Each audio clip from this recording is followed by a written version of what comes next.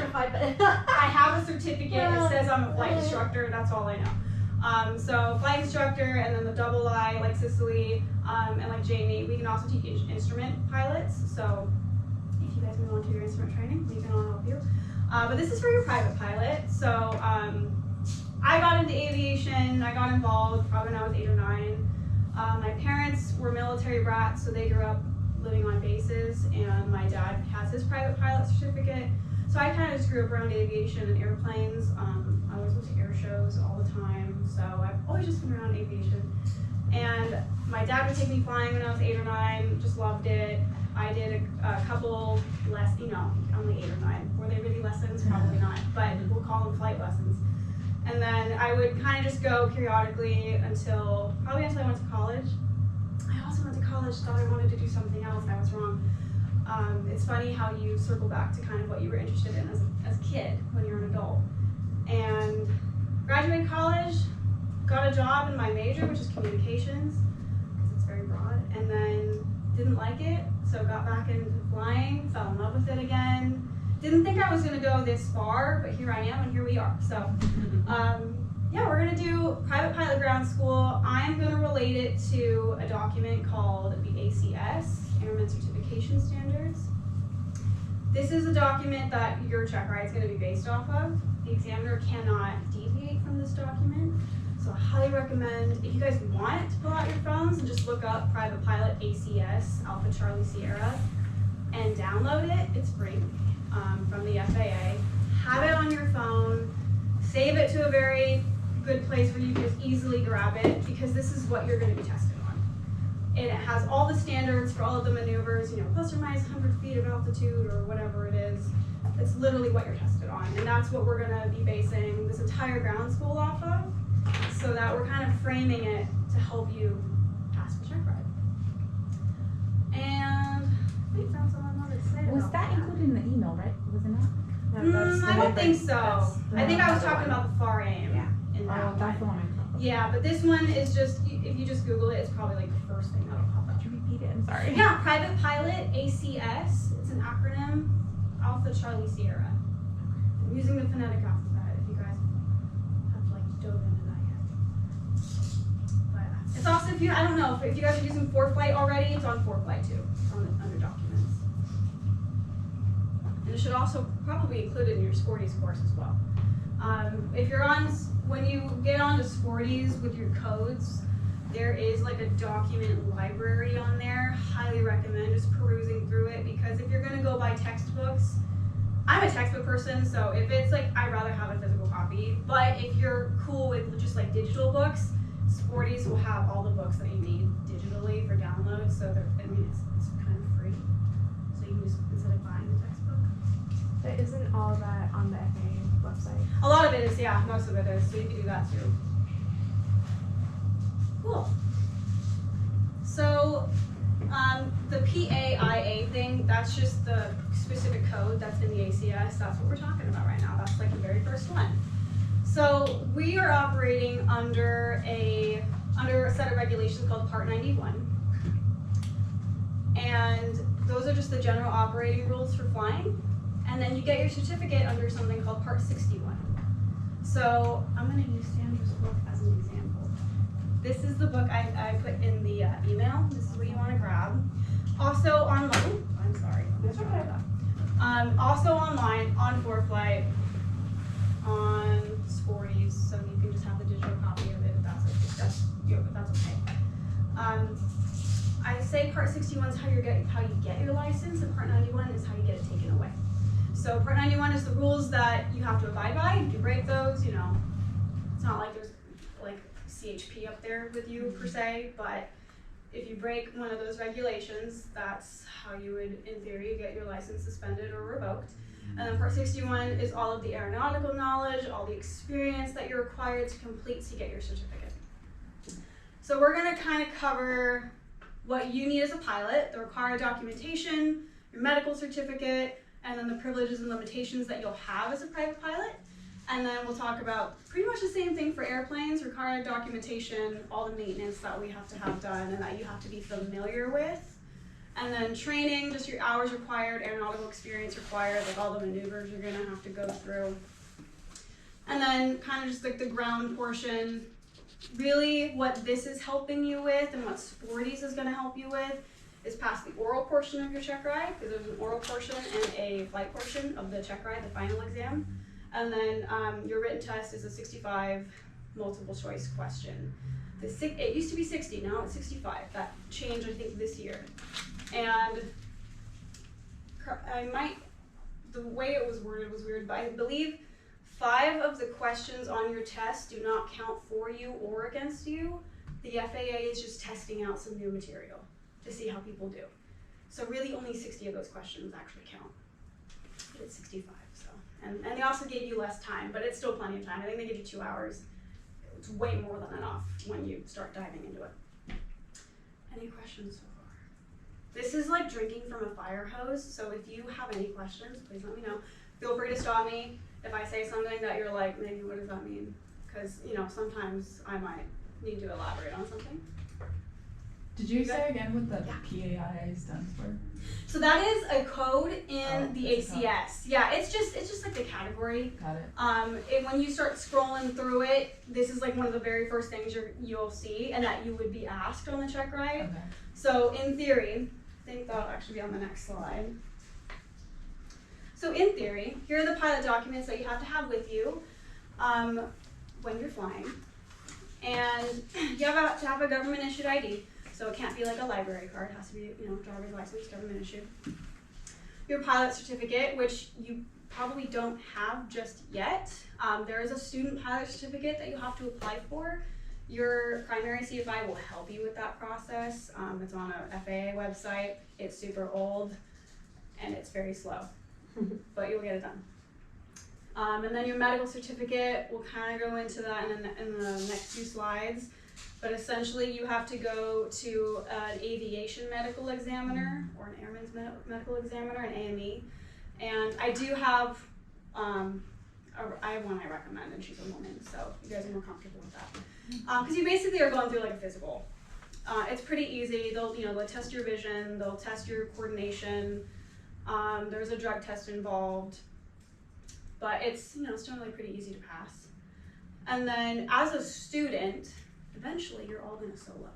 So, which means you're going to take off and land for the first time by yourself without your CFI next to you, and you have to gather a certain amount of solo hours, and when you do that, you have to have your logbook with you.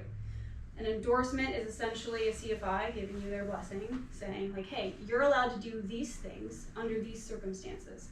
And if just one of those circumstances doesn't match up on that day, like for my students, I'll give them a maximum crosswind of 6 knots.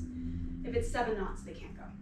So you have to go with whatever your CFI says, because they're doing that for your safety, and you have to have that logbook with you in the plane. Once you're a private pilot, I highly recommend do not have your logbook with you, because there's a lot of stories, people losing their logbooks, they keep them in their car, and their car gets broken into, and their logbooks are stolen. These are legal documents. These are where you track your hours. This is how you're going to fill out all your applications for all the certificates you get. And most of you will probably end up downloading the app called ForFlight. Highly recommend using the digital logbook on there, because it's just a lot easier to keep track of and a lot less likely to, if you have kids, if you have a dog, things happen, so it's a little bit easier to keep safe. I honestly recommend doing both, paper logbook and a digital logbook. That way, because with check rides and even like in the airlines still, they kind of prefer paper. They still kind of go through paper logbook, so I just say do both. What's nice is ForFlight will also calculate all your hours for you, so that saves a lot of time. Otherwise, you're going through your logbook. Like me, I only probably do it once a month, which I should be better about. But you have to add up all the hours at the end of the month. It takes time. Do you have a paper logbook that you recommend? I think just the ASA one in general, which you can get on Sporties. I also like the Jeppesen one. I use the Jeppesen one, so if you're gonna do this professionally, Jeppesen has a professional pilot logbook. It's like this big, it's pretty big, but I recommend it because it's a lot more detailed. So, but Jeppesen has good ones, ASA has a good one. if you want the professional one, I'd recommend the Jefferson one. Which, these are all like on Sporty's Pilot Shop. There's also another, I think it's called My Pilot Store, so different places to get them. Would you recommend starting out with the Jefferson one? Yeah, the Jefferson one is good. Yeah, especially if you're gonna go all the way, just get the professional one now. Yeah, and that's actually kind of a good leeway. We're gonna get into talking about medical stuff. So there's 3 classes for medical certificates. The test is generally the same when you go through. Their standards are a little higher for the first class and the second class than like the third class. So first class required for airlines. So that's the highest one you can get. You also have to renew it more frequently, depending on how old you are. So under 40, the first class privileges are good for 12 months. And you'll find in aviation, we say calendar months. We don't say year, or we don't say 12 months. That is because if you get your first class medical on January 1st of 2024, it doesn't expire until January 31st of 2025. So you have a full month. I recommend getting your medical done on the first of the month. That way you get it for like a free month, kind of, you know? Because unfortunately these are not covered by insurance. So usually the exams cost like $175. So save some money, get it done on the first. That way you have the rest of the month next year to get it done. And then after 12 calendar months, if you're under 40, so I'm in the first category or first column still, it reverts to third class privileges for 48 months. So if you peruse the internet and you say like, hey, how does a first class become a third class? Some people will incorrectly say, yeah, first class becomes a third class after 12 months. It doesn't become a third class, it just has third class privileges. And what that just means is if you work for the airlines and you let your first class expire, you can't work until you get it renewed first class. You can still fly, like a Cessna 150, for example, but you can't go work in a jet. And then if you're over 40, you have to get it done every 6 months. Second class, required for commercial operations. So if you're working in another commercial operation other than airlines, if you're like a skydive pilot, for example, you have to get a second class at least. And under 40 is also 12 calendar months versus third class privileges after 48 months, or for 48 months. When you're over 40, it's still 12 calendar months, but it reverts third class privileges for only 12 months. So the older you are, the more frequently you have to get stuff done. I believe both first and second class require 20/20 vision with or without corrective lenses, so you can wear glasses to be a pilot, which a lot of people ask. Yes, you can. You also have third class, so that's required for general aviation activities. So for student pilots, if you're not gonna continue on to like a professional career, get a third class. But if you want to go into a professional career, like you know that now, I say get a first class. Start out now because you want to make sure that you qualify for a first class before you spend all this money on all these ratings. So if you know you're going to go forward, just go ahead and get a first class. Otherwise, third class is great. That's all you need. If you're under 40, it's good for 60 calendar months, which is 5 years. If you're over 40, it's good for 24 calendar months. So this one lasts the longest. CFIs can also operate with a third class because we get compensated for teaching rather than piloting technically. So we're kind of this weird like outlier with all of this. CFIs can get third class even though it's like a commercial operation. It's how it's worded. We're paid for teaching, not piloting technically.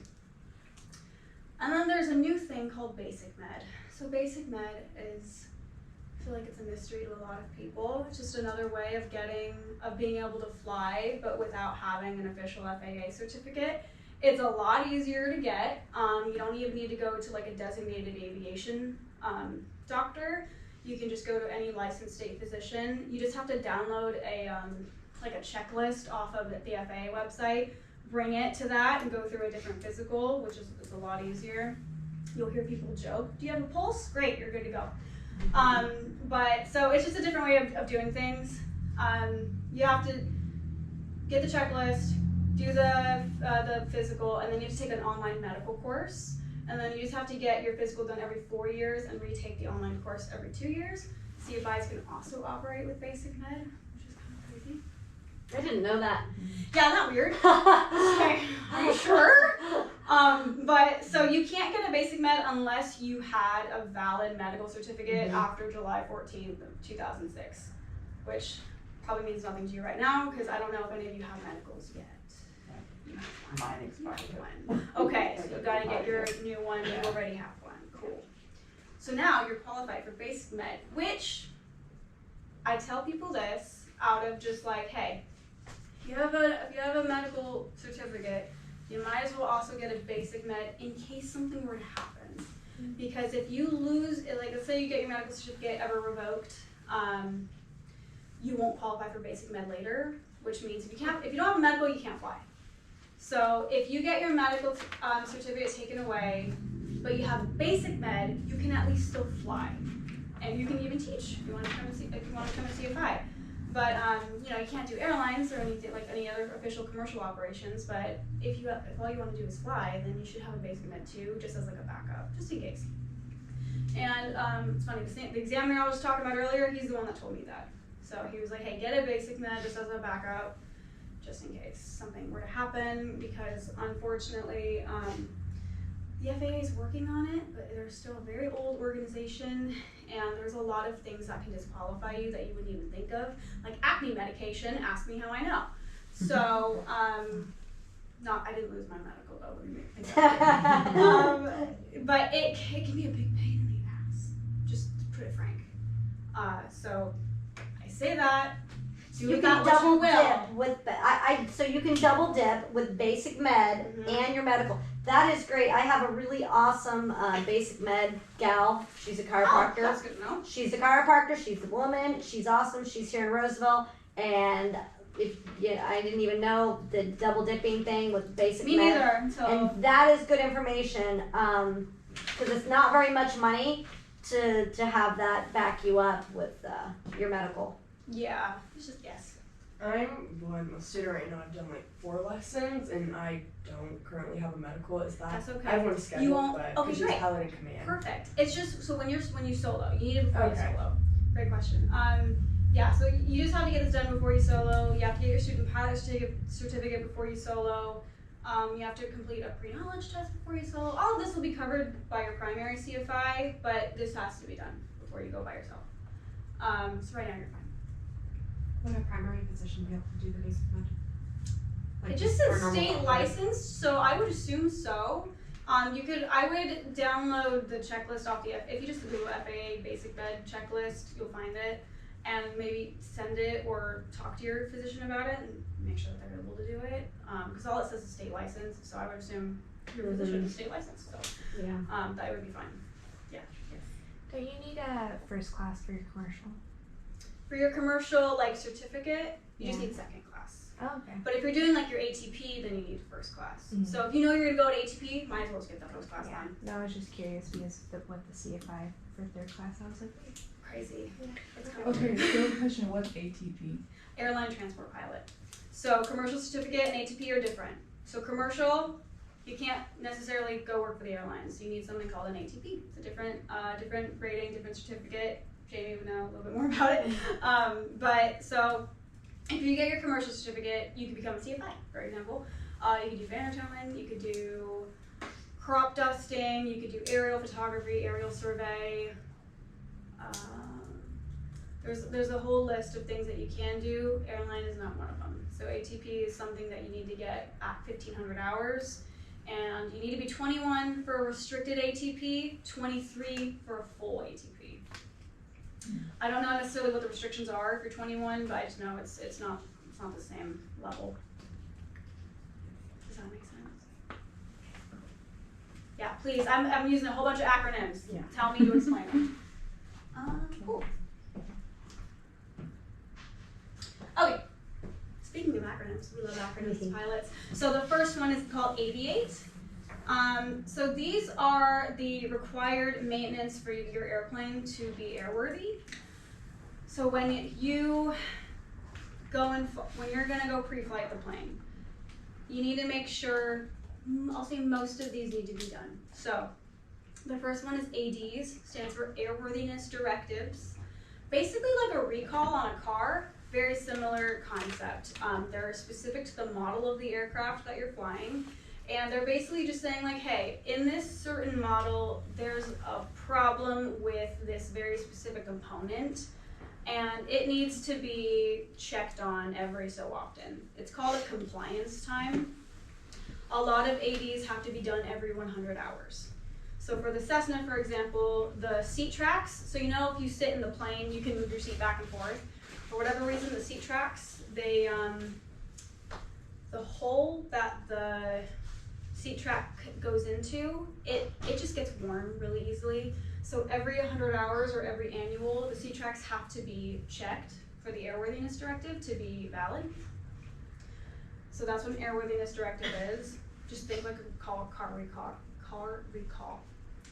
And then V is a VOR check. So a VOR is a navigational aid. I won't go too much into it, but you use it, well, we don't use it that much anymore, to be honest. It's becoming obsolete. But it's what we used to use before GPS. That has to be checked every 30 days if you're flying instrument. For VFR, which is what you guys are, VFR is visual flight rules. You guys can fly on clear days, blue skies, not like today. You don't need to worry about that. Good so far? And then I's inspections, the main two are the annual and the 100 hour. Annual, as you can guess, is done every year, every 12 calendar months. And the 100 hour is done every 100 hours on the engine. So when you guys go and fly, we have you guys track the tack time and the HOBS. The HOBS is just for invoicing. That just tracks how long your flight was. And it's what you put in your logbook. The tack time is on the tachometer, you know, where the RPMs are read. And that tracks the amount of hours on the engine. That's what we care about for maintenance. So every 100 hours, the plane goes down, goes to a maintenance shop, goes to an A&P. A&P means airframe and power plant, basically an airplane mechanic. And they take the whole plane apart. I shouldn't say that. They take the carpet out, they take the seats out, and all of those like random circles that you'll see like on the underside of the wing and like on the belly, they unscrew all of those to inspect all the cables, to lubricate everything. They'll do an oil change. They'll check any squawks that the students and CFIs put down. A squawk is basically saying, hey, this light's not working. So the mechanic will go through the squawk list, be like, okay, I'll check the light, I'll make sure all of that works. They do compression checks on the cylinders to make sure that they're generating enough pressure for the engine.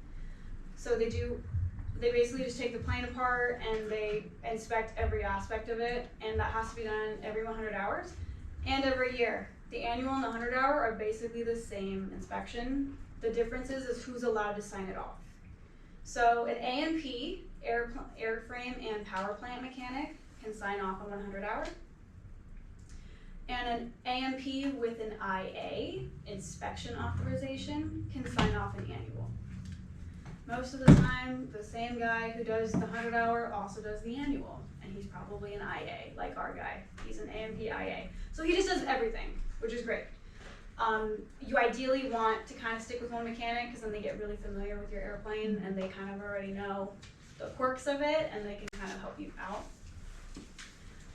So that's the inspections. We need the annual 100 hour. 100 hours only required for airplanes that are operated for hire, aka flight instruction.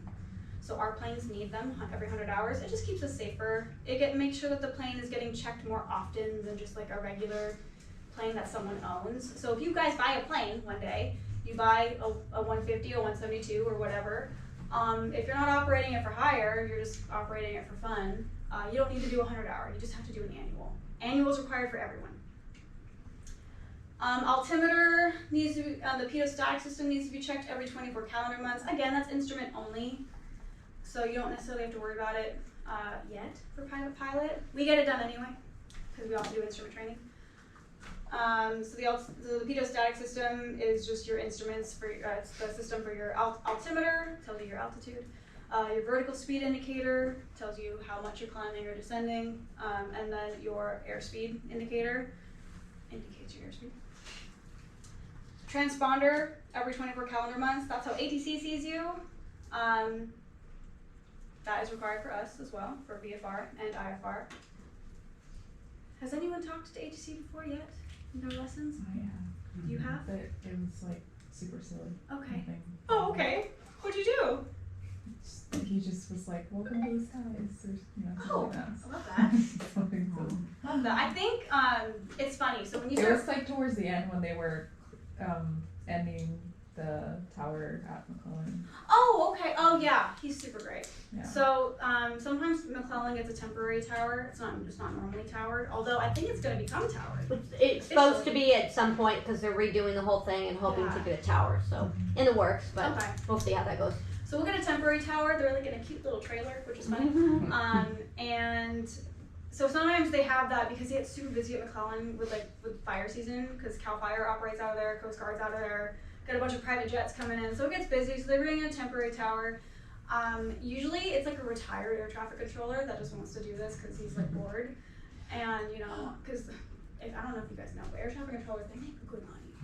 And I was at a career thing for aviation, and there was one guy talking about it. He retired at like 45, and he has like just a Wow. great retirement. And I was like, I'm on the wrong side. And he's super nice, like the one at McClellan. And so again, he's retired, and I feel like it's a little bit more laid back. So I like it when students learn when McClellan's temporary tower because it's not as intimidating. Because he's a lot more forgiving. Because there are some people that are a little grumpy. I'm talking about Mather specifically. If you fly at Mather, don't fly after no. You want to fly before I think 6 p.m. Otherwise the grumpy man is there. So I don't take students there anymore. One of them retired, I think. Maybe it's him. It was him because he's supposed to retire soon. I think he retired, so we might be in luck So you here. guys might be fine. I don't like him. Sorry. I It don't was like actually him. an ATP guy who told me about you guys. Yeah. Oh, funny. Oh, Yeah. good. Oh, funny. Most of them were great. That one man was Yeah. not. He's gone, so it's fine now.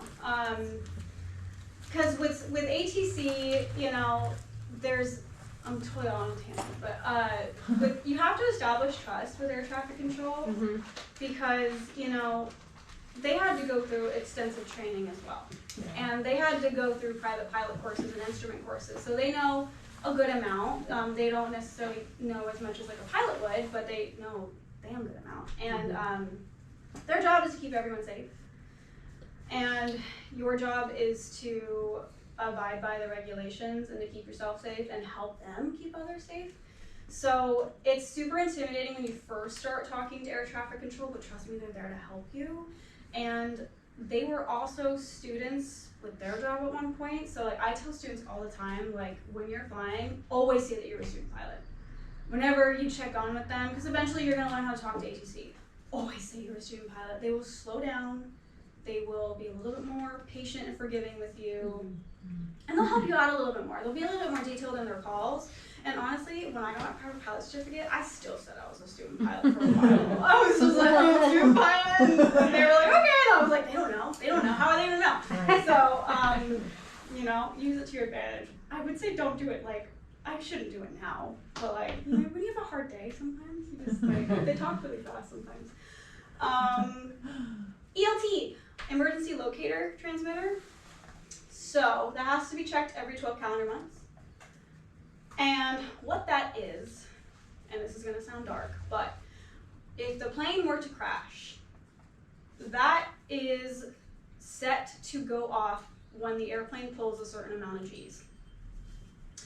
So if you were to crash the airplane, it's going to automatically go off and transmit your location to, I think it's air traffic control specifically, but it'll, you'll be a little blip on their radar. And they'll be like, okay, someone's ELT is going off. They will check the guard frequency, 121.5. 121.5 is the guard frequency. And they'll hear a pew, pew, pew, and then they'll be able to find you. It'll probably take 24 hours, but it's better than nothing. And it's specifically set, it's an orange box in the back of the plane, and it's specifically put in the back of the plane. Again, this is dark, but if the plane were to crash, it's going to crash on the nose. So if the ELT's in the back, it's more likely to survive the crash. And on that note, just to kind of dive into the adventure that you're on now, becoming a pilot, there's an inherent risk every time you go up. Flying is inherently just is a risk. So no matter what you're doing, whether you're training or if you go to CFI, you go in the career, there's always risks that you are going to have to juggle and you're going to have to mitigate, and you have the responsibility of making good decisions. And we'll kind of go into that later, but I'm going to bring it up now as well because I want to really instill that from the get-go.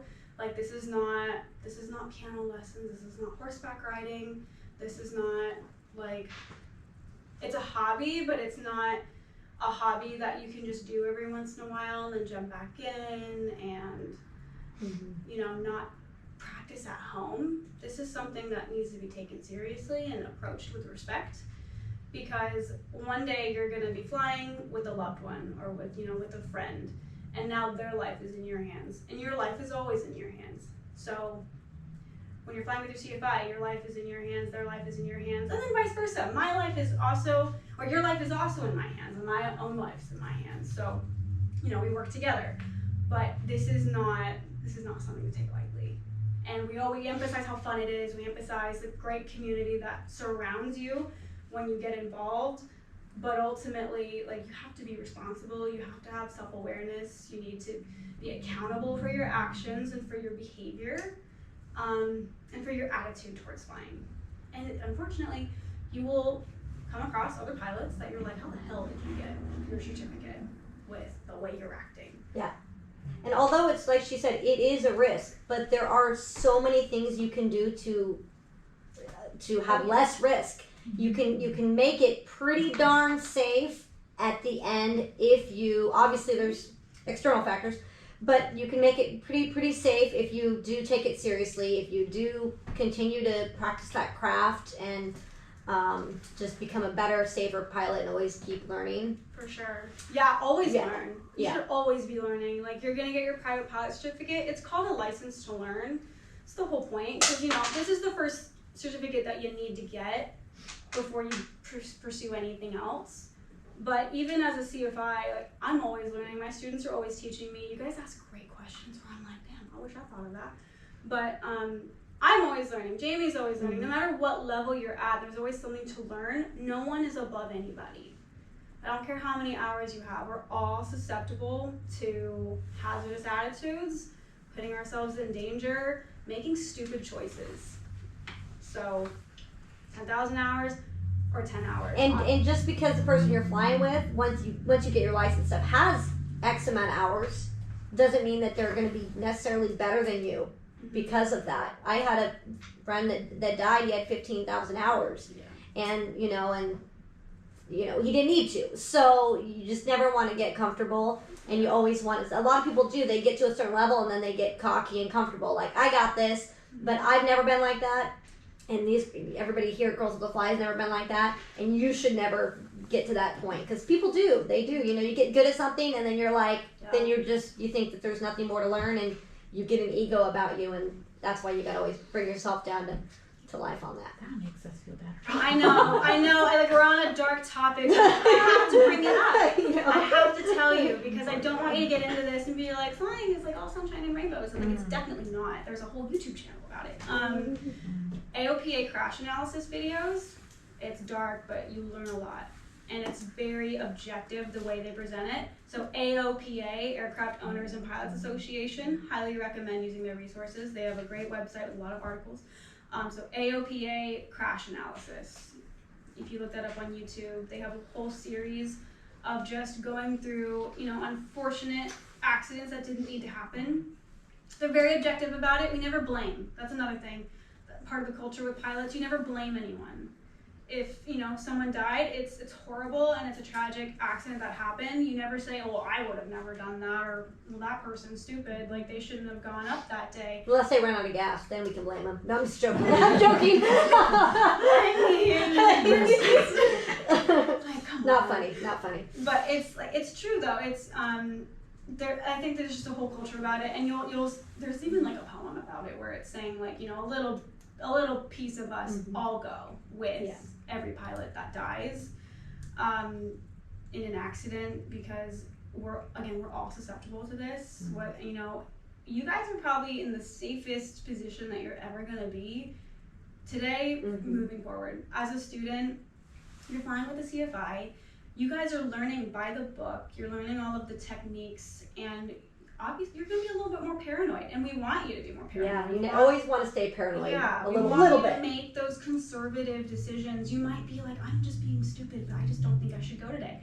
Then don't go. You never have to go. You never have to take off the day, but you always, so every takeoff is optional, every landing is mandatory. So you make your decision on the ground whether or not you go. And it could be something as simple as you just have a gut feeling not to go today. My mom, another tangent, when I started training, she made me promise her, she's very superstitious, that if she ever had a feeling in her soul where I just shouldn't go that day, that I would have to honor that. And I was like, okay, sure, I promise, because, you know, I believe her superstitions, you know, mother's intuition and all that. So she's only ever done that to me twice. And I've been flying in training since 2018. So she's only done that to me twice, but I just didn't go that day. And I will say, one time, somebody ended up taking the plane instead of me. This was not a Girls Love to Fly, let me just disclaim. Somebody ended up taking the plane after me, and they had an alternator failure. Which is not me, I'm not gonna say it's not a big deal. It's like, that's not a huge deal, but it was something I didn't have to deal with because my mama told me that. So, just, you know what, I'm like, okay, you're onto something, obviously. So it could be something as little as that. Don't go then, okay. Cancel the lesson. Or, hey, you know what, I'm just not feeling this today, can we just do ground? By all means, you don't even have to explain it to me or to whoever your CFI is. I tell students that all the time, like, if you're just not feeling it, let me know. We can do ground and no questions asked. You don't have to tell me. It can just be you're having a hard day, you know, we're all working, life happens, we're in unprecedented times, seems like all the time now, so things happen, we're all human, we have stressors that are outside of flight training. Don't push yourself, ever. Yeah, I don't know how we got on that topic, but we're gonna move on. Airworthiness. Okay, so here are some regulations. You can ignore that one, but these 91.9 and 91.203, those all have to do with maintaining airworthiness of the airplane. So airworthiness, just making sure it's legal to fly. AERO is another acronym. So these documents have to be in the plane every time you go fly. So A, airworthiness certificate. So this is basically like the birth certificate of the airplane. You only get it issued once. So it has to be in the airplane at all times, has to be visible. So it's usually in like a clear, I don't know, clear sleeve, like near where your feet are on the pilot side. The registration, just like, you know, with a car, we all have car registrations. For airplanes, they're due every 7 years. It used to be, I think, 3 years, but they changed it recently to 7. That will usually be in the same sleeve as the airworthiness certificate.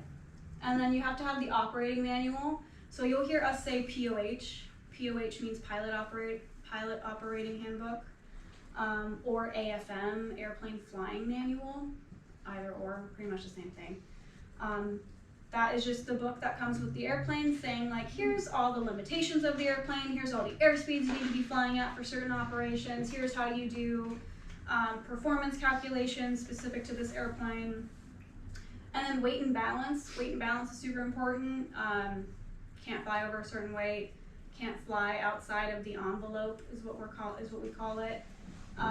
Even if you are under the max weight, you could be outside of the envelope. So we will do another lesson on weight and balance, and you'll also do it with your CFI for sure. But the weight and balance in the operating handbook is probably different than the real weight and balance of the plane, because the weight and balance in the operating handbook is what the weight was of the plane when it was first created, when it was first built. But as it, you know, gets sold and bought by different people, we change things out. Like for the Cessna 150 here specifically, we installed some nice avionics. So the plane's a little bit heavier than what it used to be when it was first manufactured. So we get the plane weighed again, and basically it was kind of cool. So they put it in a hangar, and they have 3 scales because we have 3 wheels. So you roll the plane onto the scales, and it's usually in a closed hangar because if there's any wind, that could shift the airplane and affect the weight. So that's how they weigh a plane. They take everything out other than like the seats and the carpet, but there's no like bags or anything, and there's obviously no people, no fuel in there. They roll the plane on, they weigh it. There's a new weight and balance in there, so the new weight and balance has to be in the plane, and it is. If you've flown the 150, you know there's a binder in the plane. All of these documents, except for the airworthiness I shouldn't say all, half of them are in the binder, and then the first 2, the certificate and the registration, are in that sleeve. If you're on the pilot side, it's on like the left wall near your feet.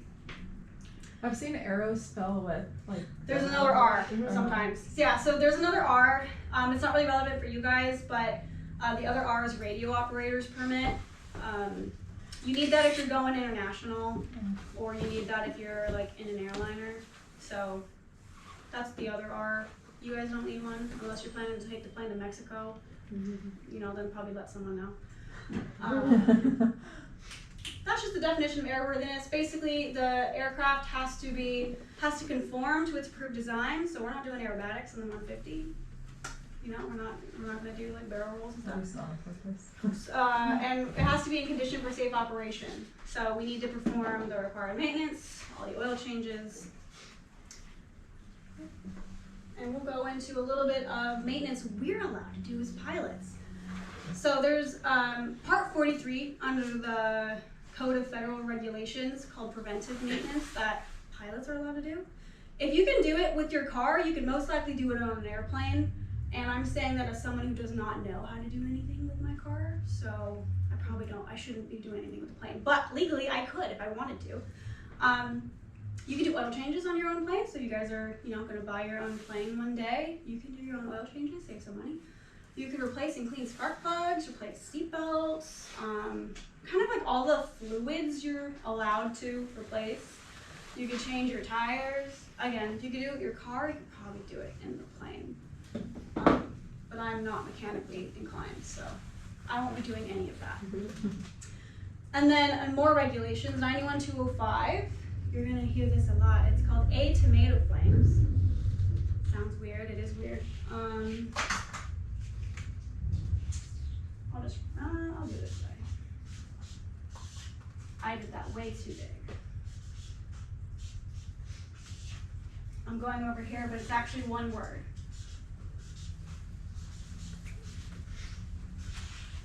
Tomato flames. We love acronyms. So 91205 covers all of this. This is just an acronym for all of the instruments that have to be working for you to fly. I'm not going to write all of them out. I'll let you guys do homework. But if any of these are inoperative, you cannot go, pretty much.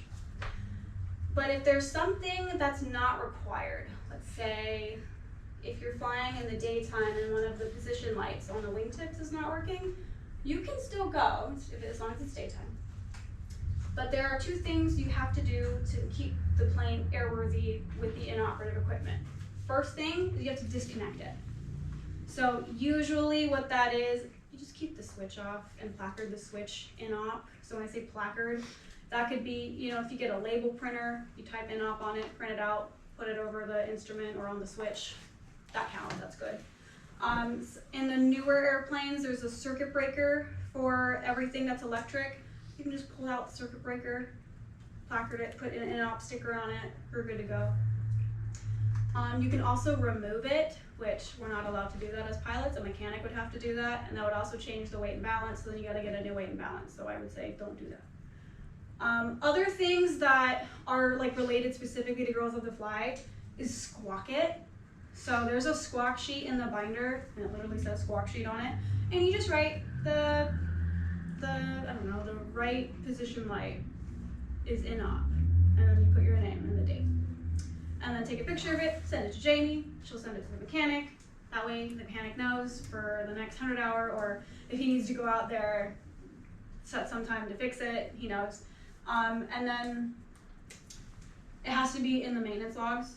So every airplane has maintenance logs, and it'll have 3 of them. It'll have an airframe maintenance log, an engine maintenance log, and a propeller maintenance log.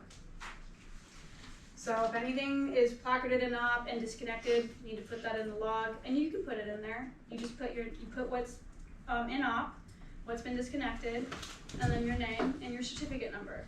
You probably don't have one of the, you do. Yeah. But when you get your student pilot certificate, you'll have a number that will follow you forever, and you would put that number in there. Questions? I know it's a lot.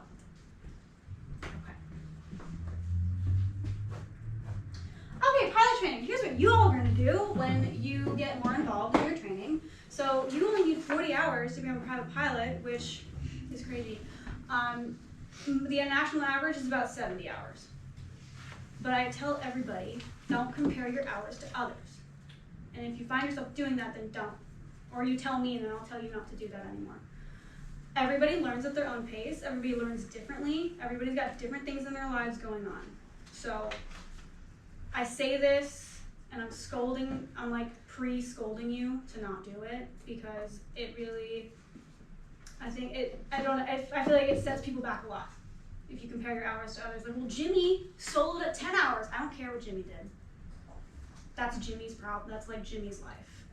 Maybe he doesn't have any financial problems, and he doesn't have kids, and he doesn't have a job, and this is all he has to do all the time. That's great. Good for Jimmy. Happy for him. You're not Jimmy. That's okay. So in these 40 hours, you'll be working on maneuvers. You'll learn how to take off and land. You'll be learning all sorts of aviation topics. You're going to become a physicist, a lawyer, a mechanic. You're gonna wear all these hats as you go through your training. Then so that's the first phase, is pre-solo and solo. Second phase of training is all your cross-country stuff and your night requirements. Cross-country, you're just flying over 50 nautical miles. You're not going like to New York or anything. You could go from here to Chico and it counts as a cross-country. If I do charity work, or if I help like search and rescue with a mission, I can get reimbursed by them for fuel. That's the only time you can get reimbursed as a private pilot. And also, as a private pilot, this is my license to learn. I can go on and get my instrument rating, I can get my commercial, I can keep moving up. So those are your privileges. Fly anywhere, fly for charity, you can go on and become an even better pilot. Limitations, the main one is you can't get paid, it's the only thing. And you're subject to VFR weather minimums, VFR visual flight rules, so that's another lesson, we won't get into that right now. But I want to emphasize, with the limitation of not getting paid, let's say you get your private pilot certificate, you go out and you're going to go fly, and you're going to go take your friend. You're like, hey, I'm going on a flight to Chico. Do you want to go with me? For sure. They can split the operational costs with you pro rata, which means you guys can pay equal portions. If there's 2 of you, you can each pay half. If there's 3 of you, you could all pay a third, and so on and so forth. But also, there's something that's not in the regulations, but it's considered case law. There was a case where someone took their friend and they went flying and they paid pro rata share, but that person flying, the pilot, was taking someone to a destination that the passenger chose. So let's say it was Monterey. The guy has a pilot friend. He goes to his pilot friend and like, hey, I need to go to Monterey for a business trip, or a business meeting, let's say. I have to go to Monterey for a business meeting. Do you mind taking me? Yeah, sure, I can take you. And then the passenger's like, hey, I'll pay half the costs. And pilot's like, oh, pro rata, that's legal, for sure, let's go. No. Case law, it's not in the regulations, but there is a letter by the FAA saying, because the pilot did not choose the destination, the passenger did, and paid pro rata, that pilot wasn't going to fly anyway. And flight hours, they count as compensation. So he's not Venmoing you $500, but you got half the airplane rental paid for on a flight you weren't planning to do anyway. So you have to plan the destination, and you have to make the flight regardless of if anyone's going with you. So the pilot has to choose the destination. Does that make sense? It's called common purpose. So I'm a pilot, I'm going to Monterey because I'm going to a wedding. And then my friend's like, hey, I got a business meeting in Monterey. You mind if I tag along? I can pay half. that's okay. I was going there with or without them. I'm going there anyway. But if they're like, hey, I have a meeting in Salinas, can you drop me off along the way? No, can't do that. Make sense? Can you do it if you don't get paid or they don't cover the cost?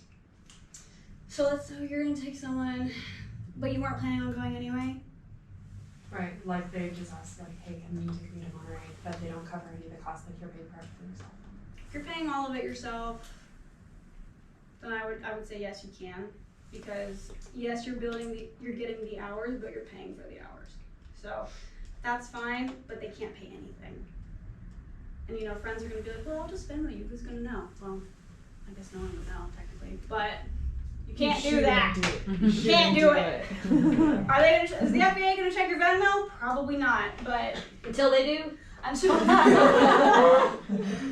But yes, so you can, as long as they don't pay anything. Which if you don't care, then cool.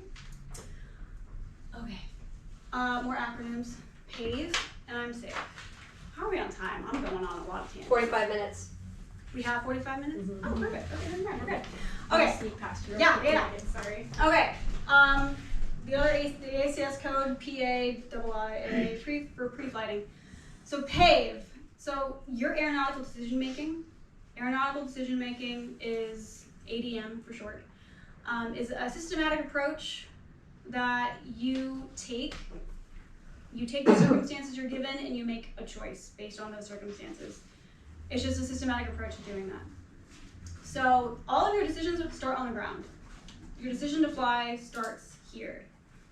And you're gonna hear a lot of different metaphors and titles for aeronautical decision making and like making bad decisions. You're gonna hear the Swiss cheese analogy.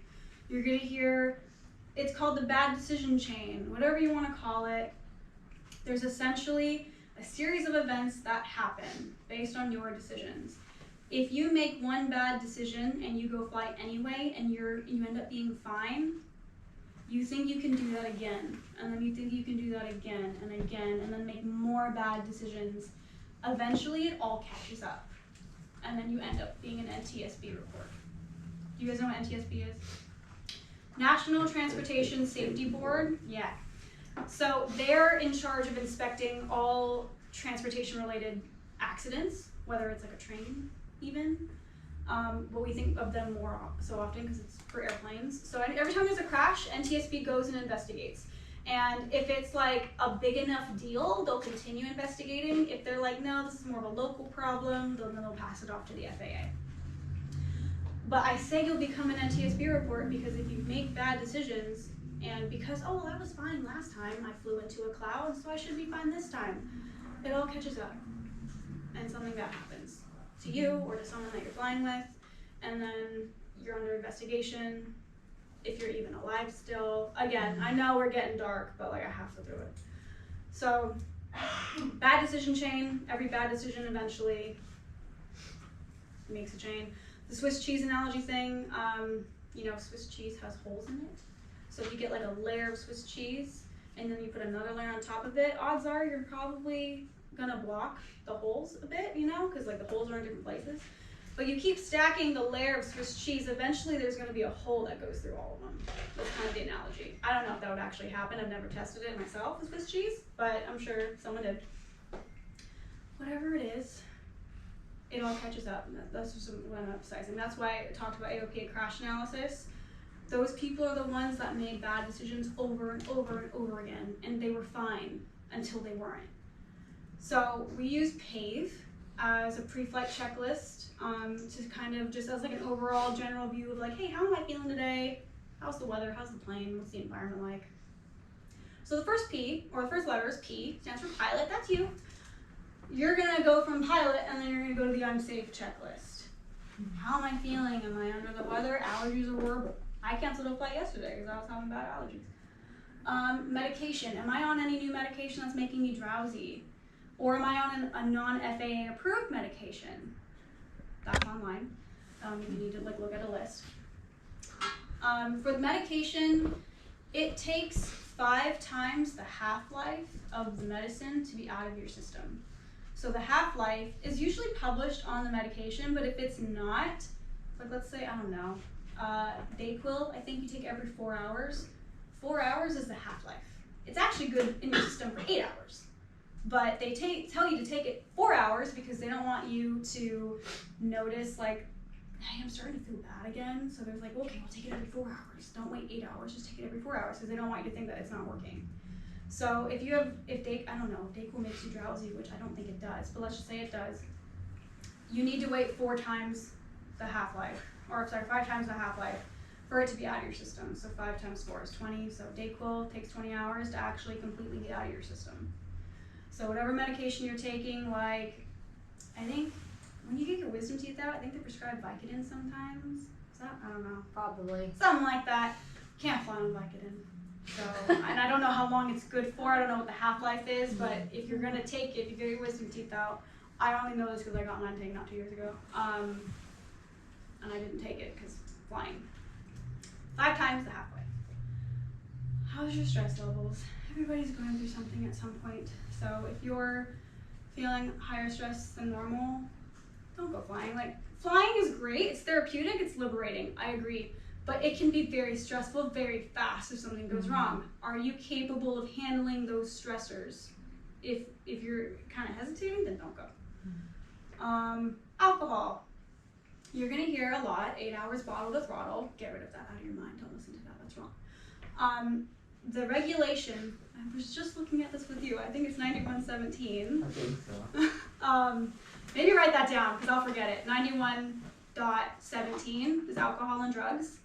Get familiar with it because a lot of examiners like to target this one because everybody says it wrong. They say 8 hours bottle to throttle. It's 8 hours from the drink to performing a required crew member duty. Required crew member duty includes pre-flighting. It includes checking the weather. You're a required crew member if you're the pilot. So 8 hours from the drink until I'm pre-flighting. That's what it means, crew member duty, not necessarily, okay, I'm strapped in and it's been 8 hours, I can now put my hand on the throttle and twist the key. No, that's not what it is. Also, you can't have more than, I think it's 0.04 blood alcohol content. So if you have more than that, even if it's been 10 hours, I don't know, if you're partying and you have more than 0.04 in your blood alcohol content, but it's been 10 hours, still can't go. Fatigue. You're tired. You know, back in college, I could get away with 5 hours of sleep. I can't do that anymore. So for me, my minimum is 8. And actually, women need more sleep. I found out recently. 9 hours. We need like 9 to 10 hours because we do more. And our bodies do more. So you actually need like 9 to 10 hours, scientifically. I don't know. You guys might have your own different personal minimums. That's cool. Mine is 8. If I don't have 8 hours of sleep, I'm not flying. And it's as simple as that. Everyone's different. So that's kind of up to you to decide. That's why self-awareness is huge. And then E is kind of 2 things. It's eating and emotion, because if I don't eat, I get hangry. So, and I'm sure a lot of people do. So make sure you eat before you fly. Maybe not right before you fly, because you can get motion sickness, but you know, find that balance. I find like an hour or 2 before is good for me. Also, how am I feeling emotionally? Listen, we're all women. We all go through the same cycles. Whatever, if you get super emotional during that time, just be aware. It might affect your flying, it might not. And I'm saying it might not because, you know, guys out there are like, well, you guys can't fly because you PMS and stuff. And it's like, I could probably fly better than you PMSing. Like, we won't go into it. Just be self-aware is all I can say. Is like, don't push yourself because you're just like, you know, I can handle all these stressors and blah, blah, blah. It's like, yeah, you can handle the stressors on the ground. But when you're in the air and ATC's talking at you like an auctioneer, it's hard and it's stressful. Okay, airplane. So is the airplane in good condition? First of all, is it airworthy? Is it legal to go? Checking on that. 91-205, tomato flames if you're flying in the daytime. Are you familiar with the airplane? Have you flown it before? Have you flown it in the past month or the past week? Do you feel comfortable in it? Is it a whole different kind of panel that you're not used to? Maybe go with a CFI or somebody who's familiar with it first. Is the airplane, can it carry enough fuel for the trip? Does it have the performance for the trip? If you're flying from Sacramento to Truckee or Sacramento to Lake Tahoe in the summertime, I probably wouldn't take the 150. I wouldn't take the 150. Just because it can't get high enough when it's hot outside. The environment, is there terrain? Is it nighttime or daytime? Is it raining? Where are the cloud ceilings? What's the airspace around me? Am I comfortable talking to ATC in a busy airspace? Flying in Northern California, we get a little spoiled because if you go to Southern California, different story. Way busier down there. Airspace is a lot more complex down there. And then finally, external pressures. So you might not feel a whole lot of these as a private pilot because, like I said earlier, you never have to go, you never have to take off. But once you get like the commercial environment, you start feeling those external pressures a little bit more because there's paying passengers and it's your job. External pressures just has to do with, do you feel pressure to make this flight work even though you're not necessarily comfortable doing it? Again, as a private pilot, you never have to go, but you know, some people, like I have like younger students who are like 17, 18, they want to impress their friends, they want to impress their boyfriend, all of these things, and they're just like, we've been waiting all month to make this flight work, the weather finally cleared up, I was finally able to go, but you know, I'm not super comfortable flying to this location because it's a towered airport, I haven't had a towered airport operation in a long time, but I told my boyfriend like I would go, like all these things, it's like, okay, then I'll go. Simple as that. But it's not simple, you know? Everyone has different things that they care about, people that they care about, they want to impress, all of those things, but you just have to be honest with yourself. Yes? I'm just curious, sorry, I didn't mean to cut you No, it's off. okay. I'm just curious to know why a, like, LA area would be more difficult if there was more people talking, or That's how why is the it's difference? There's so many airports There's down so there, many guys. airports, busy airports, lot more airplanes flying around. Because you have like, so here, our main airport's Sacramento, which is really not that busy. But like even the Bay Area, you go to the Bay Area, you got SFO, you got Oakland, you got San Jose International. So just more like international big airports. A lot of air traffic controllers having to talk to a lot of pilots. They kind of expect you to be faster. Here, when you're learning here, they're a little bit more laid back because they got more time. You know, it's not, we have one international airport and it's really even not that busy. It's not even that big. But you go to like LAX, you got John Wayne, you got Santa Barbara, you got Long Beach, you have all those naval bases down there. It's just busy. A lot more airplanes, a lot more people to talk to. So yeah, that's why it's harder. Can you imagine? Just it's a lot going on. And they expect more out of you, and there's also, if you get into your instrument training, there's a lot more procedures to follow. So there's something called arrivals and departures and approaches into airports that are on a plate, and it has like the exact route and the exact altitudes you have to fly. And there's things called fixes and waypoints. They're basically just like a spot in the, well, I shouldn't say in the air, but it's a spot that's just a designated spot to fly over or to fly by to be part of this routing that's specific to what they assigned you. And if you deviate from that route, you're in trouble. So there's a lot more of like, hurry up, get in that area now kind of thing. not really like hurry up, but it's more like, hey, if you can't handle the routing on top of the communications, on top of configuring the aircraft, then don't fly here. Okay. And they're not shy about, you know, kind of reprimanding pilots down there. Okay. Here it's a little bit more like that because our airports are not as busy. It's a lot more spaced out, and also it's a popular training area. I don't know if you know, but there's a lot of little airports around Sacramento. They all have flight training, so it's very student populated, which is great because then you guys meet people. It's very student populated. The air traffic controllers know that, so they're kind of like, oh my god, it's a student solo, okay. So they're a little bit more lenient, but like SoCal, there's like, hey dude, get with it or get out. But you know, don't worry about it. Any questions on PAVE or on safe? Okay, cool. Okay, now we're doing Cessna 150. We're flying the Piper. So I was only at one time. okay, this will be a little different then. But still relevant because I'm not gonna like go through every single thing, but I'm gonna go through like why are you checking what you're checking and what you're looking for. I think Cicely printed checklists for all of you. Maybe pull them out. What's that? Oh, okay. They're all. Oh, thank you. No, that's great. Thank you.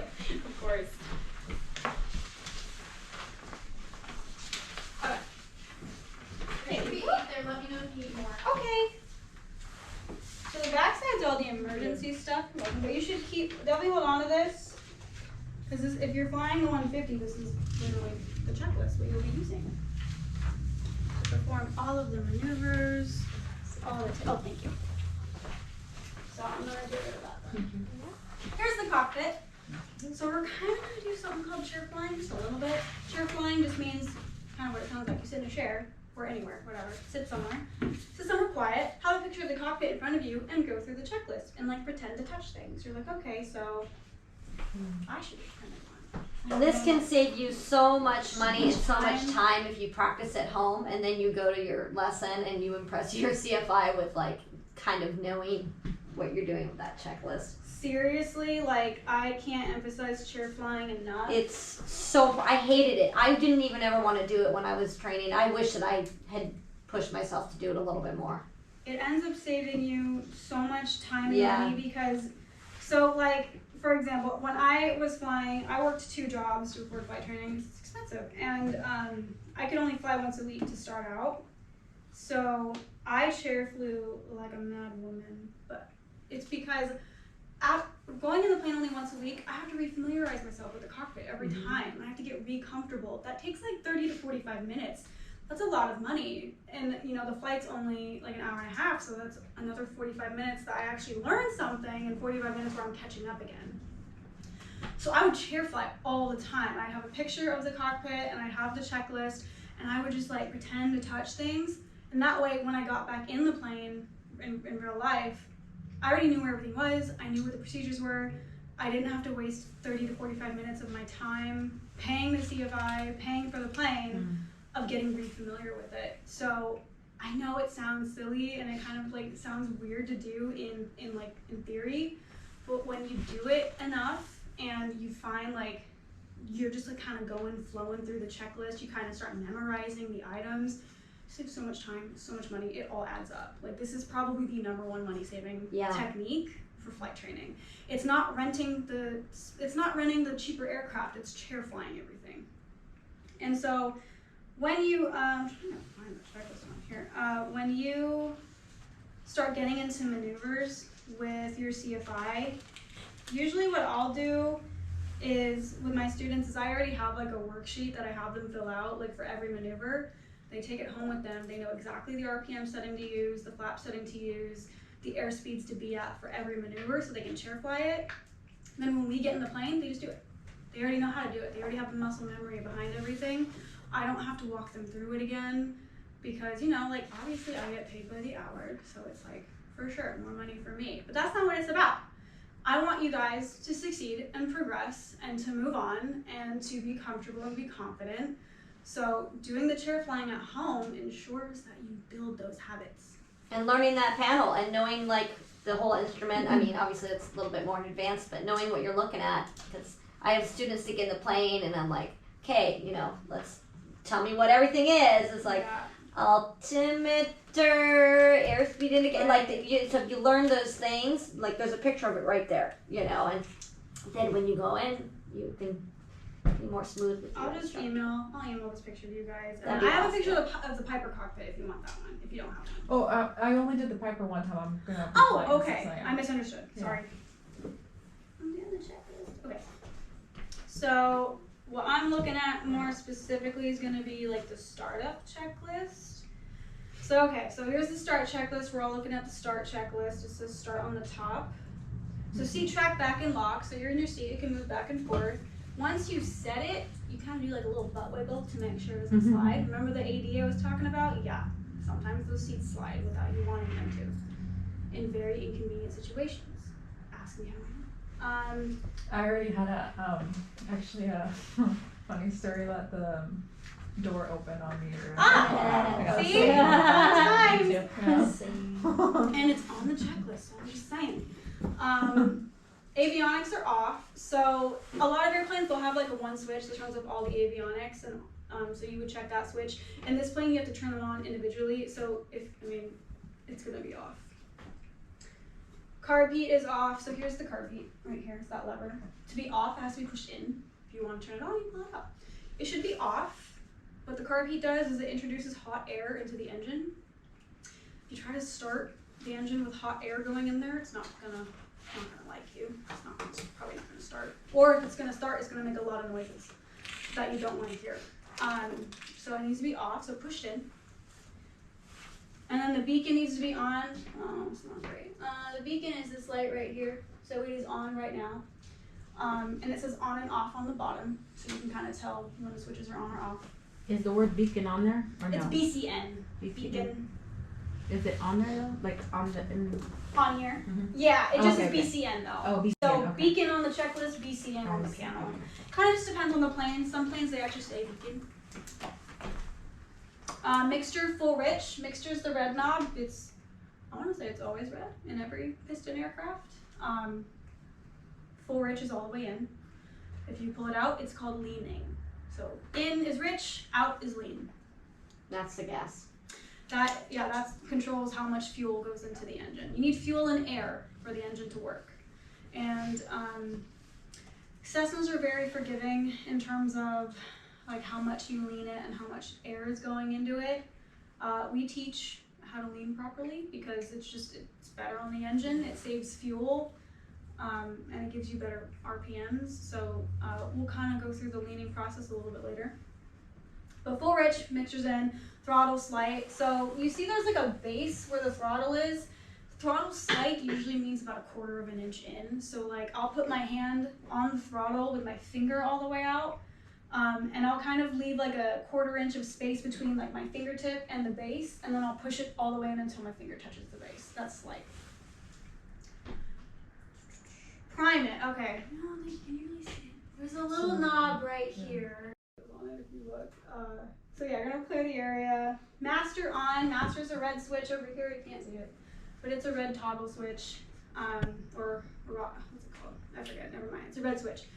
It turns off or turns on all the electronic components of the airplane, so you want that to be on. And then mags, short for magnetos, to start. So you're going to twist the key. So it's basically the ignition system, like a car. Twist the keys. You're going to twist them all the way to start. The propeller's going to start spinning. Then eventually it's going to catch. Then you just let go of the keys. If you keep cranking it to start, you're going to burn out the starter. Don't do that. As you get into your lessons, your CFI is going to help you with the start because it could be, it's fine tuning, it's finesse. You want to make sure the oil pressure gets into the green. I usually have students wait until it gets into the green, or it's at least rising before they even turn on the avionics. Because if we don't have oil pressure, we're not going. So wait till it gets into the green before proceeding. Lights as required. Usually you'll have the navigational lights on, the beacon on, the strobes on, the taxi light on. We have beacon, nav lights, taxi lights, and landing lights. So I would just go ahead and turn on the beacon, turn on the nav lights, and turn on the taxi lights. You can leave the landing light off. You don't need to blind anyone when you're taxiing. And then before you take off, you turn off the taxi light, turn on the landing light. Mixture as required, okay. So when you're taxiing, you're probably not gonna go above 1200 RPM when you're taxiing. That's not a high power setting, so you don't need a lot of fuel going into the engine. The throttle controls the air, mixture controls the fuel. If you don't have a lot of air, you don't need a lot of fuel. So when we're taxiing, we pulled a mixture out about an inch. Actually, no, that was before I got it. Oh yeah, that's before it It's got more so like half an sensitive. inch now, because otherwise it just shuts off. So you'll pull it out about half an inch on the mixture, just because again, you're not at a high RPM setting. You don't need as much fuel going into the engine. Because what could happen is that while you're taxiing, and if you have a mixture all the way in, full rich, there could be excess fuel in the cylinders, and eventually it builds up like a deposit, kind of like a residue on the spark plugs, and the spark plugs could not fire as much as they should be able to, because it's just kind of putting that fire out, which could cause an issue with your magnetos, and your magnetos are what generate electricity in the engine. So as you can probably put together, your engine's important for flying. So if your engine is not happy, you're not happy. Questions on that? Yes. I've been flying with Lexi, and when you start the max, you have to like pump the throttle a little bit? Is that kind of just like a portion thing? Sometimes, yeah. Sometimes it could be like maybe you didn't prime it enough, or maybe the throttle just needs to be in a little bit more. Like maybe from when you try next time, do you know how much you guys usually prime it? Usually just once. Okay. Yeah, you don't want to have a habit of doing that for sure. Yeah. There's a reason a mechanic told me once that you don't want to pump I think because the throttle also introduces just a little bit of fuel into the engine it as does. well. Yeah. So but it's unmetered, so we don't know how Correct. much fuel is going in there. So I think that's why mechanics are like, probably try not to do that. Maybe try priming it at least Twice. Yeah. If you're like one flight after the other, then you don't need to. But like if you guys are the first flight, I would try like 2 or 3 times. And if that doesn't work, maybe try with the throttle in more, like more than slide, maybe like halfway in. Try that. Planes are picky. You figure out their personalities eventually, and then you're like, okay, you like 3, you like 2, you don't like anything. Like, so. Normally for the Cessna, it's the 3 primes, I think. Is what I do when I'm always the first one. I'm just like 3 automatically, and I do normally 3 it as starts well. right away on 3. Yeah, and if you ever taxi the fuel pump, you guys should learn how to self-fuel, because McClellan spoils us, we have fuel service and whatnot, so they'll fuel it for you. It does cost more, so if you guys can, try to self-serve. Your CFIs will show you where it is, but where was I going with that? Oh, so if you're gonna taxi over to the fuel island, shut down, get fuel in, and then get back in, don't prime it, because it's like that process takes like 10 minutes, and the plane's only been off for 10 minutes. You can just start it right up without priming. Okay, moving on. We're on the start checklist. Moving on to pre-taxi taxi. So seatbelts, and the harnesses are on. We don't have harnesses, just the seatbelts, the lap belts. Make sure the flaps are up. The flap switch. Make sure the flaps are up. Heat vent defrost, we don't have that. Avionics are on, and when it says set, it means like set the frequencies. Eventually you'll memorize McClellan's frequencies, but I'll tell you it's 122975, make sure that's in there. We have COM 1 and COM 2, so we have 2 comms. Usually, what people do is they talk on COM 1 and they listen on COM 2. So like, I'll plug in 122975 on the top to talk to McClellan people, and then on the COM 2, I'll do 125975 to listen to the weather. And then that's how I organize my communications. You can do whatever you want. That's just how I do it, that's how I teach it. So setting the avionics, you'll get into that as you start learning more about the airplane. XPDR, STBY, it's on start, it's like the 5th line down under pre-taxi taxi. XPDR stands for transponder. That is this tool right here. This is before, we don't have the buttons, no. We have the... Yeah, we have the knob, Okay. not the buttons. In the Piper, I think... I can't remember. It's like 5 so many different airplanes. In the Like, Piper, which it's one 3 is the- knobs. In the Piper, it's the 4 knobs, Yeah. but no buttons. in Okay, either cool. one. So yeah. it's the knobs. Okay. So when you're flying under VFR and you're not talking to anybody, you'll always have it on 1200. So just make sure it's on 1200. When you start talking to ATC, they'll assign you a squawk code. So they'll be like, squawk 5432. You'll change it to 5432. That way they know that, hey, that airplane is talking to me because I gave them a discrete code. That came from back in like World War II days when we had airplanes flying, over borders, and all of them would be on a discrete code, so we knew that they were friendly. And if they weren't on the code, we knew that they were enemies. So that's kind of where that came from. A lot of aviation has to do with like military history.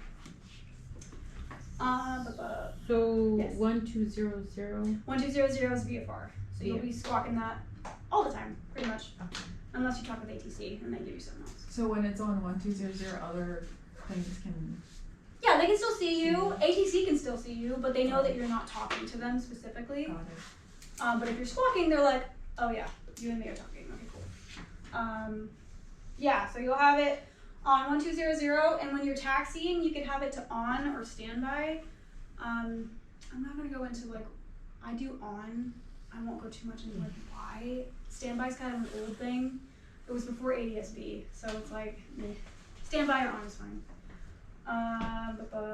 Wait, question. So when you're doing the it's on transponder before I take off, but once you're in the air, do you change it to altimeter? Yeah, you'll change to alt, yes.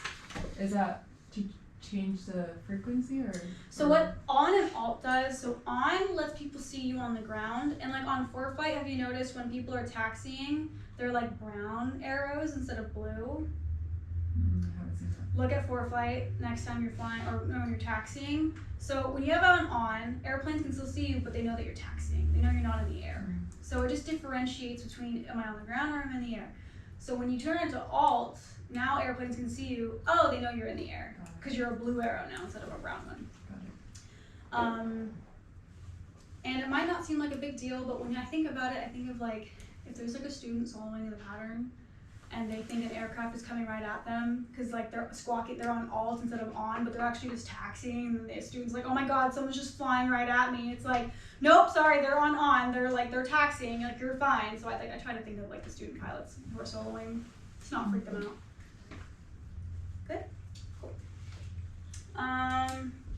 Altimeter set. I'm not gonna go too far into this, but this is the altimeter. There's a little window that has altimeter settings in. You get that from listening to the weather. Radio test. People do this differently. I usually key the button, be like, McCullen, traffic, radio check. Somebody will come back, loud and clear. You can say thank you. You should say thank you, Radio test. Okay, cool, your radios work. Taxi light as required. We already turned that on. Brakes test. So, add a little power. It starts moving. Put on the brakes. It stops. Cool, they work. Let your CFI test theirs too. I'm always very impressed when the students are like, would you like to test your brakes? I'm like, yes, I would, thank you. So you can test yours and be like, would you like to try? Or would you like to test yours? Attitude indicator, turn coordinator, heading to compass test. Okay, you kind of do this more on the taxi. So this guy, attitude indicator, heading indicator, turn coordinator. As you turn to the right, this should say that you're turning to the right. That should also say you're turning to the right. That really should not be indicating anything. It should just stay pretty level. If you're turning to the left, and vice versa. It should say left, should be turning left. If it's turning the opposite direction, okay, it's probably not working. And then you have to figure out if that's required. All right, pre-taxi is done. Okay, run up. This is, I feel like, an important one. Wait, sorry, Yes. one more question. Mhm. Strobes in that plane, I guess there's no strobes. We don't have strobes. What is that? The strobes. Yeah. Because we have a beacon. So like nowadays, like newer aircraft, they install both like in the same light. They're like different light bulbs, but they're like one little cone. I don't know how to say it. One like casing. But so you need anti-collision lights to be legal, which for us it's the beacon, but strobes also count. Nowadays, planes have both. They have a beacon and a strobe. I don't know. They want to be extra. The manufacturers can charge more because it's like, oh, now you have a beacon and a strobe. It's an extra $10,000. So that, we just have a beacon, so that's our anti-collision light. The Piper. Does the Piper have a strobe? We don't. I don't think so. Okay. Okay, now we're on the run-up checklist. So brakes are on. Your feet are on the brakes, so it's your sheet of eyes probably. The fuel is on. If it wasn't, we wouldn't be taxiing. The fuel in the Cessna's right in between the seats, it's just like a little lever. It should be pointing at you to be on. If it's pointing, I think it goes up. If it points up, then it's not on, and the engine's probably going to shut down soon. It would have shut down already, but just make sure it's on. Trim for takeoff. There's a trim wheel right here. All of those white lines should be lined up. They should all be matching. Trim helps you relieve control pressure. So like if you're on a climb, or actually let's say you're straight and level, and you keep having to push on the yoke because you're like, why does the nose keep wanting to come up? You could trim forward, or up, I guess. You could trim up, and there's a little tab on the tail of the aircraft on the elevator that will move up and down. And the way the air hits it, if you trim it the right way, you won't have to push down anymore. You could just, in theory, take your hands off the yoke and it just flies the way you want it to. It's hard to understand in theory, but like when you guys will do it when you're in your flight training, and you'll understand it more. So trim is for takeoff. Flight controls, you're gonna grab the yoke, turn it all the way to the left. The aileron on the left side should go up. You should pull it all the way back Turn around, the elevator should be lifting up as well. Turn all the way to the right aileron should lift up. The elevator should still be up, and then you push it down. Nothing should be obstructing the yoke as you're moving it. Nothing should be blocking it, and it should move pretty smoothly. If it's like catching on something, then you know, that's obviously going to affect you like on a takeoff or on a climb or on a landing. And then so you would do that, and then when you're done, you would say controls are free and correct. They're free of obstruction, they're moving correctly. When you get into the checklist with your CFI, it's very important to do it out loud because one, it makes sure your CFI knows where you're at on the checklist, and they know that you haven't missed anything. Because you know, we're reading it through it with you too a little bit, and we're just trying to make sure you're not missing any items, and it's just a good habit to be out loud, so that way whoever you're flying with, they know like they're on the same page. So do everything out loud. Instruments, so you already checked a couple of these on the taxi, you've set the altimeter setting based on the weather. The VSI, vertical speed indicator, and the airspeed indicator should be indicating 0 if you're not moving. If they're like indicating, like if the VSI is like up at 500 feet and you're on the ground, okay, it's probably not working. Otherwise, everything's indicating correctly. Okay, so then you're gonna do mixture best power. Most of the time that means all the way in. It's gonna get hotter though, so best power, what you'll do is you'll start with it all the way in, and then you'll move on the checklist. So mixture will be all the way in. Primer, you're just gonna wiggle the knob over here, what you use to start the aircraft. Make sure it doesn't come out again. And then you're gonna increase the throttle to 1700 RPM. So you're gonna push that guy in until that needle is at 1700 RPM. What I would do then is I'd go back to the mixture, if it's a hot day, put it at 1700 RPM, and I would slowly pull out the mixture until I see a little rise in the needle. That means I've leaned it, I've taken some fuel out of the engine for optimal performance at 1700 RPM. It'll probably increase to like 1800 RPM. Okay, pull it back to 17. And then we move on. So we're at 1700 RPM. Mags R and L test, so right and left. You have 2 magnetos in the engine. They generate their own electricity for the engine. So even if you lose your battery and your alternator, you still have the engine. It runs independently for a reason. So that's why I was saying, hey, an alternator failure is not that bad because, okay, alternator failure, so your battery's not charging. Your battery's probably good for like 15 minutes. Then after 15 minutes, you lose your radios, you lose your lights. You're still flying the plane though. So that's why I was like, it's not really an emergency. It's not a big deal. It might sound like, why are you saying like a failure is not a big deal? Well, because I didn't lose my engine, so I'm fine. I can still make it somewhere. So mags, on the key, yes. When and why would that happen where you would have an issue with an alternator like that? It's usually like a mechanical issue. Oh, okay. So the alternator there's a moving part and there's a stagnant part. Okay. The moving part spins and there's like coils wrapped around it, and there's like the moving part has like little brushes that brush the non-moving part, like the casing. A lot of the time with the alternator, it's the brushes that are just like they're corroded or they just need to be replaced. So if the brushes are bad, it's not generating electricity to charge the battery. And there's also a belt that connects to the, I want to say it's called the stator and the rotor. The belt connects to, I want to say it's the moving part, so that would be the rotor. The belt connects to it, and you can't really have access to the belt in the 150, but like in a different plane you can, and you can actually like push on the belt. So the belt should be pretty tight, because what the belt does is when the engine is on and the propeller is spinning, the belt runs along the moving part of the alternator to charge the battery. If the belt is like in poor condition or if it's too loose, then it's not charging. So that's like another thing that could fail. It's like either the belt or the brushes usually of the alternator. So usually it's a maintenance issue, and unfortunately we can't really see that stuff on a pre-flight. Cessna 172, you can see the belt, you can push on it. I've had it happen one time where the belt was super loose, and I was like, I'm not gonna fly because I've never felt it do that before. And they were like, oh no, it's fine, like you're fine. And I was like, I don't think I am though. And then someone else flew it, and guess what? They had an alternator failure. That was not the time that my mom told me not to go. Otherwise, I wouldn't have even been there. So there were 2 alternator failures that happened at that other school, but I won't tell you where it is.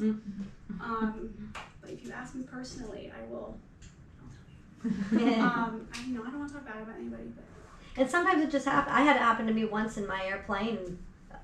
No big deal. I just flew into maintenance, and I had a good alternator, and it went bad. And just you were in air? Yeah. I was in air. No big deal. I knew that the battery was the only thing left, and I didn't. I was on flight following, and I didn't tell them that I had an alternator failure, and then they started vectoring me, and I had to tell them, hey, actually, I've got a problem, and that's why and they're like, okay, in that case, continue straight. They were moving people out of my way. I didn't want to make a big deal out of it because I didn't think, but the one time that you're like, all right, I'm just going to zip on in. And so it's important to tell them ATC when you have a problem so they can make sure they understand your mission, and when they go to vector you don't screw them up by saying. You're like, actually, I can't. Actually, go an extra 20 minutes. I need to be on the ground for 20 minutes, like not to make a big deal, but then they're like, okay, we'll move them, and it's like, oh man. Because I have retractable gear, and you could lose that if you lose. That's more of a big deal. So that's a good point, because if you're flying these, they're fixed. Mm-hmm. The gear's always down. But yeah, if you're flying I knew I only had retractable, those are electronic. So you do need your alternator in that case. Everybody out of the way. Everybody clear the way. Yeah. So you said those are electronic. So I'm trying to make it maybe I'm comparing apples and oranges. It's like an automatic car versus a stick. Maybe? No? Don't Like, very you fair said- car. No. Yeah. Okay, It's so more it's not like an electronic versus non-electronic? It's like you don't have to, like the gear, like say like the landing gears, it's fixed. Versus our retractable, you have to like make it move down. You have to push the button so it goes down so you Like can commercial use it. airplanes, like you hear them go up. Yeah. Like the tires go down. But these Yeah. never go up and down. They're always out. They're always down. Okay, now that makes sense. Yeah, Okay, they're now the always visual's there. Okay, Yeah. okay. Cool. Not See, this is why we do it in a group, because That makes sense. Okay, cool. yeah, they're called tricycle gears. So you go one in the Yeah. front and 2 in the back.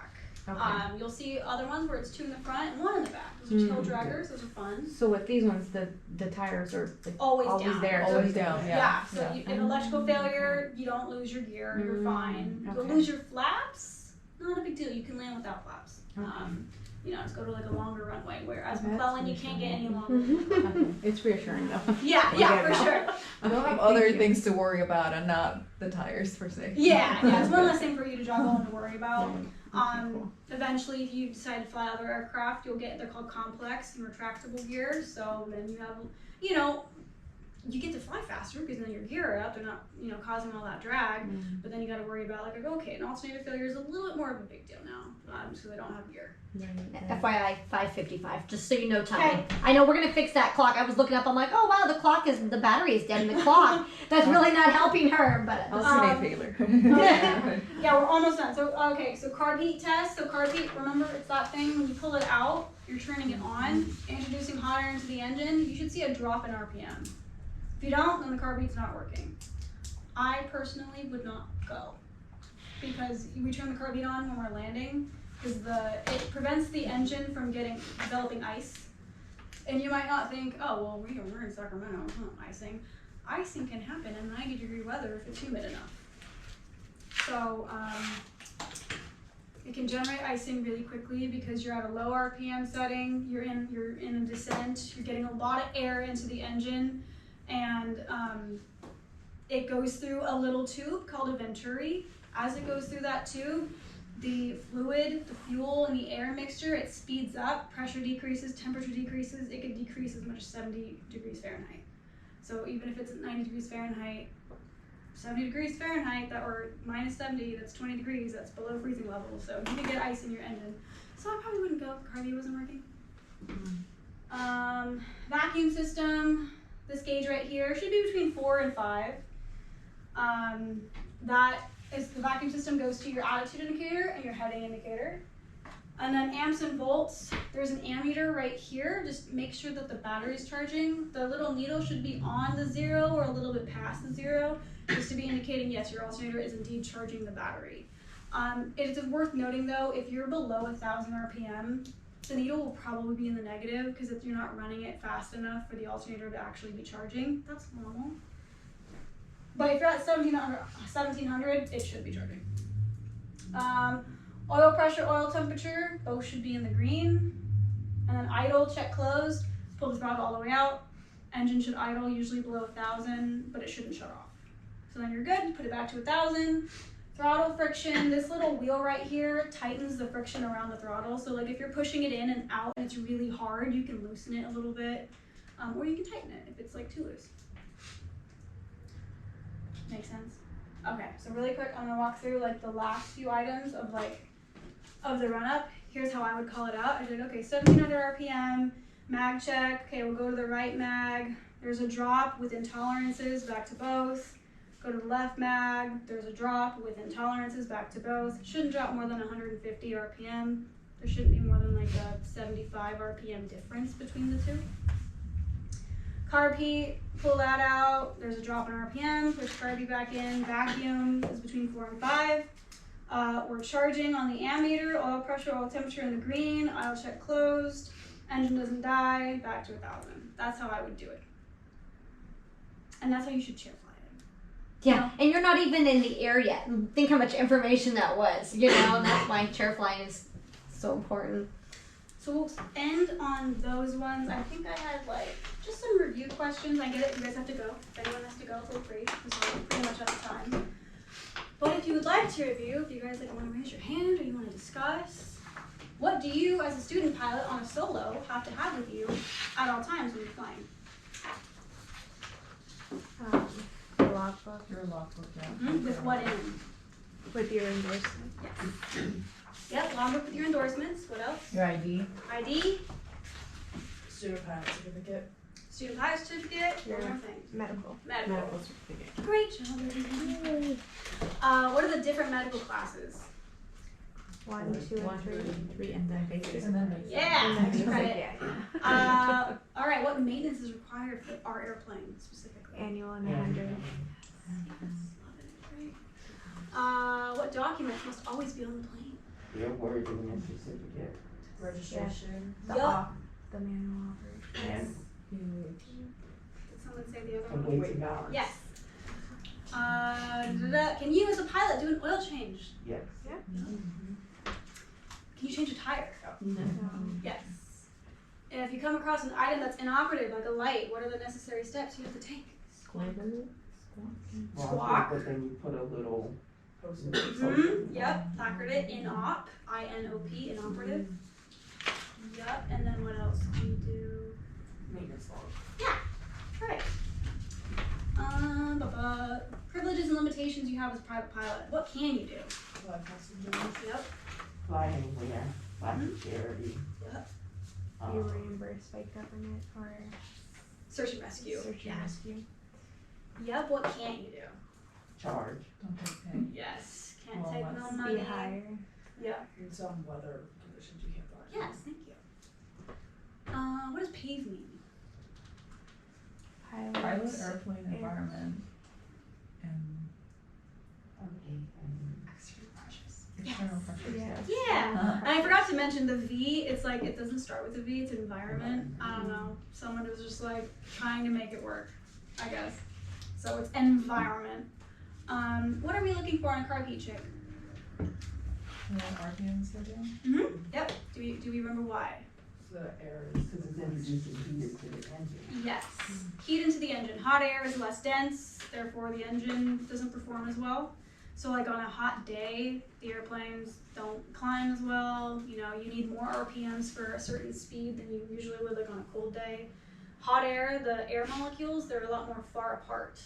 So like if I fill this cup with air on a hot day, I'll have less air molecules in it than if I were to fill it on a cold day.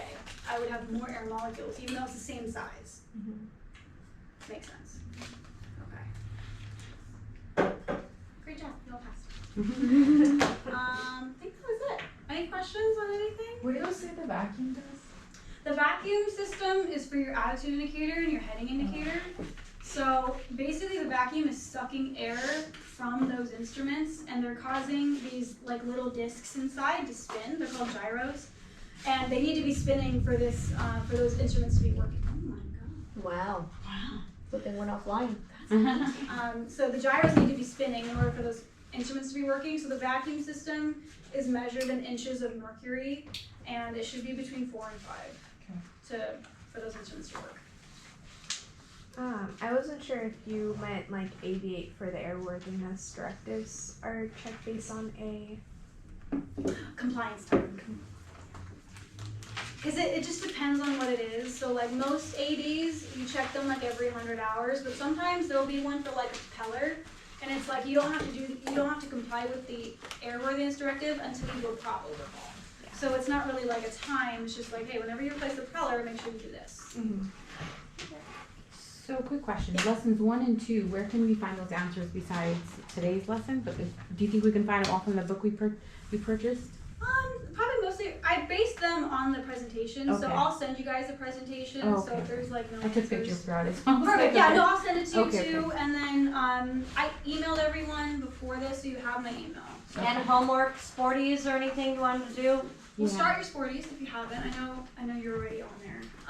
So I would get through, I'm trying to remember how it's organized, but I would get through, like, there's definitely, like a run-up video on there for like engine starting. Definitely watch that video. I have sports on my phone. Yeah, because even though this is a 3-month course, every Saturday, it's going to just take as much, and Megan will say how much time, but it's going to take a lot of studying on your own to really get the best out of it. Yeah. So whatever you can do to just, So get through your sporties. I would just say like up until it talks about like takeoffs and landings. You don't necessarily need to get into that yet. I'm going to open it